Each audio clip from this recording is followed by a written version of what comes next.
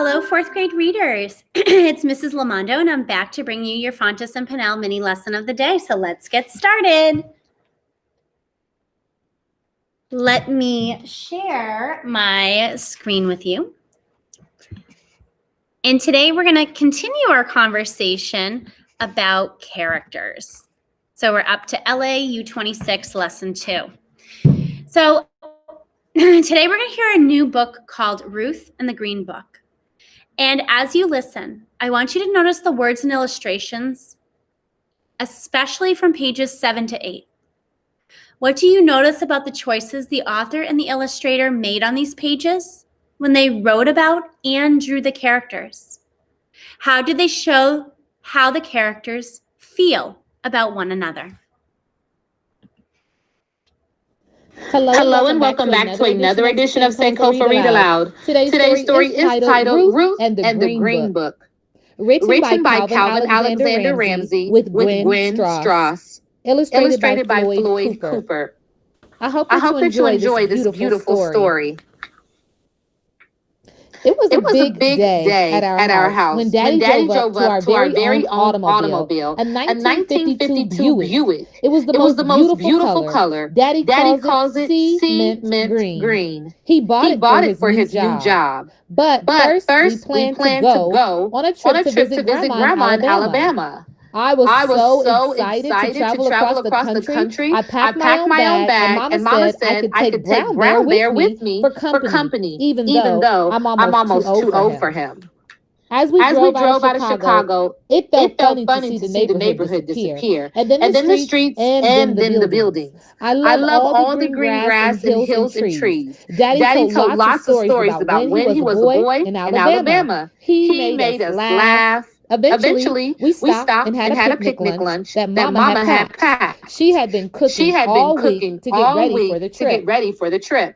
After driving for a long time, we stopped at a service station to fill up on gas. As Daddy was paying the station attendant, Mama asked for the key to the restroom. The man said we couldn't use the restrooms because they were for whites only. Mama and I had to go into the woods. I was embarrassed. But Mama said the people who should be ashamed of themselves were those service station owners. I was tired when Daddy stopped the automobile. I asked Mama where we were, and she said we're going to spend the night in a real hotel. We watched Daddy talking to the man behind the desk. Daddy was smiling and pointing to us, but the man shook his head and turned his back. Daddy came back out and slammed the car door. He never slammed the door before, so I knew he was mad. I wondered what happened, but I knew somehow it wasn't a good time to ask him. Mama gave me a look that said, Ruth, just keep quiet. So that's what I did. We kept on driving through the night. Mama took a turn so Daddy could sleep. I fell asleep with Brown Bear as my pillow. We must have pulled off the road in the middle of the night because when I woke up in the morning, we were all curled up in the car. I was stiff and hungry. Mama gave us cold biscuits and jam for breakfast. She said we should sing to cheer ourselves up. We sang a lot that day as we crossed the country. We had picnics at roadside stops for lunch and dinner because all the restaurants had signs in the windows that said we couldn't eat there. It seemed like there were white-only signs everywhere outside of our Chicago neighborhood. I felt homesick, and I hugged Brown Bear close all day. When we crossed into Tennessee, Daddy said his friend Eddie lived close by. He was sure we could sleep there. Eddie was so happy to see us. He gave me a big hug and told me that he knew me when I was real little.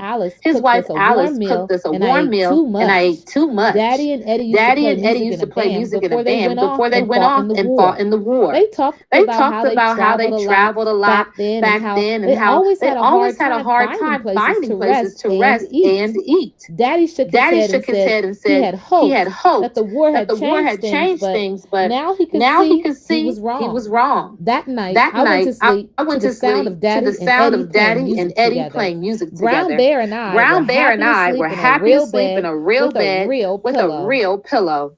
The next day, as we loaded the car, I heard Eddie talking quietly to Mama and Daddy. Eddie warned them about what was ahead. Someone called Jim Crow. I heard Eddie tell them that however bad it was so far, it was only going to get worse for us. Maybe even dangerous as we went further south. Then Eddie saw me listening and he picked me up and told me not to worry. He said that I should look out for Esso service stations along the road because the people there would be nice to us. In the car, I asked Daddy who Jim Crow was, and he explained that Jim Crow wasn't a who. It was a bunch of ugly laws forbidding blacks and whites from mixing in any way. I asked, why don't they want our business? Wasn't our money just the same? It hurt my feelings to be so unwelcome. But Mama sighed and reminded me that my job that day was to look for the Esso station.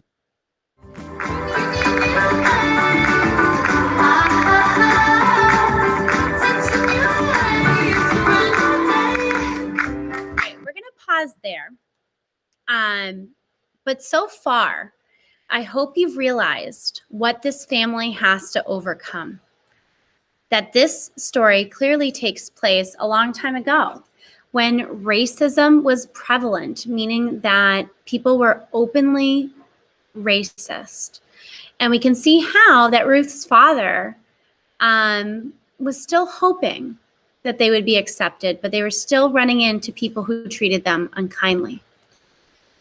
So today we talked about how characters might be feeling about each other. What did we learn about Ruth's dad? We definitely saw that he cares for his family when he tried to rent a hotel room for them, and he was disappointed when he can't, right? They stop in different places, can't use the bathroom. You have to go in the woods. If you read a fiction book today, think about character relationships and how you know the way the characters are feeling about one another. Mark any pages you want to remember with a sticky note. Bring the book when we meet so you can share. Remember, fourth grade readers, to make sure you read today and make sure that you fill out your reading response. If you need any help at all, feel free to check in with your teacher when it's time. All right, fourth grade readers, until next time, bye. All right, I may have to review.